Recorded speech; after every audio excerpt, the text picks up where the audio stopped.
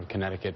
Dan Malloy joins me now on the phone. Sir, the president talked about Connecticut, the inroads that your state has made when thinking about the Sandy Hook tragedy, what could be done to ensure better protection for residents and balance the Second Amendment rights with gun control. Explain what the president meant by how Connecticut is succeeding. Well, first of all, we passed, I think, common sense laws. Weapons of mass destruction aren't allowed in our state any longer. They can't be sold.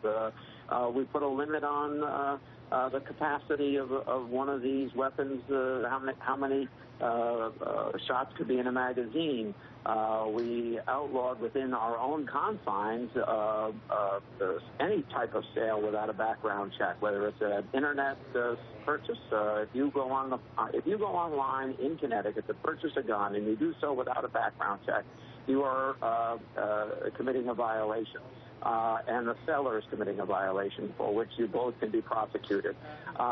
So we've tightened our laws, and quite frankly, we've had a very common sense discussion with the citizens of the state of Connecticut about how to make ourselves safer in light of what's happened, and we've done other things. We've tightened security at schools. We've replaced glass. We've done a whole bunch of things that make Connecticut a safer place, and I hope other states will do the same. If we use you as a test case and an example for how other states can strengthen themselves, and I know the president contrasted your state with Missouri, but I want to ask you about the intellectually dishonest portion of the political conversation when it comes to making it mutually exclusive to talk about Second Amendment rights with gun reform. That's mutually exclusive conversation, correct? You were able to successfully do that with your residents.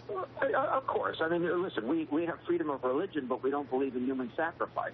We believe in freedom of speech, but you can't yell fire in a crowded theater. Of course, there are appropriate limitations on all of our constitutional rights, and that's been recognized time and time again. No one wants to deny someone the legal possession of a gun within a state's borders or within the nation's borders who's otherwise entitled to do that. On the other hand, we had a prescription against certain high-powered and rapidly fired weapons, which was quite effective in our country. And these were not a curse upon our country, but you know, we allowed certain laws to expire. Now we have those guns, and there are many of them in our country. Let's stop trading them over the internet. Let's stop selling them without background checks over the internet or at gun sales.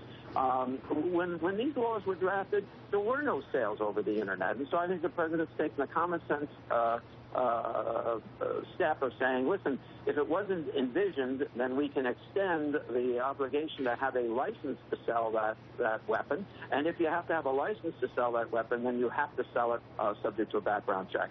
It's a common sense and appropriate step the president's taking, and I think it will be upheld in any court of law. Connecticut Governor Dan Malloy. Sir, thank you for your time. We really appreciate it.